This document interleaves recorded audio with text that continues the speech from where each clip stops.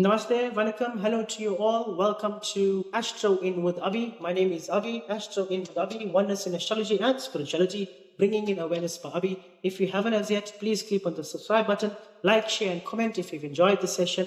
I'm going to go straight into it. Today, I'm going to talk about the power of accountability in relationships. Now, this is not just relationships with your husband, wife, girlfriend, boyfriend.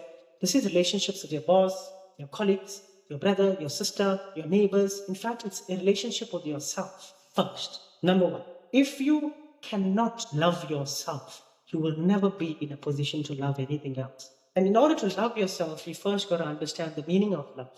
But anyways, accountability is no difference from the actual God that you pray to. Because if you look at the different masters that have ascended throughout this planet, they were all accountable. They all were accountable for the decisions that they have made. For accountability is no difference to your higher power. Therefore, in relationships, when you take accountability for your thoughts, when you take accountability for your actions, when you take accountability for everything that comes out from your mouth, it's once you realize your thoughts, once you realize the words that come out from your mouth, and once you realize the actions of yours and the effect that it has on somebody else, it's only then can you make a necessary adjustment to how you come across. For example, how often do we pay attention to how we come across? We are so fixated on the other person that we forget to focus on our true self. And once you start to condition the self through practice to pay attention to what you think of, what you say, and what you do, it's only from here that you are now aware of what to change about you. Remember, most of people's relationships are broken because of the false self, which is the ego. The moment you start to take accountability of your actions, this is where profoundness can be as a consequence. The reason why people's relationships are very rocky is because people are not paying attention to themselves. They are not invoking that empathetic side of them.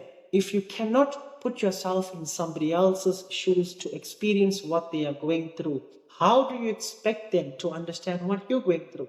Remember, if you are not empathetic, you don't know what love is. You want love, but you are not empathetic. It's like you want to fix cars, but you don't want to get your hands dirty. It doesn't work that way. In order to experience love in its most profound state, one has to have the ability to be empathetic.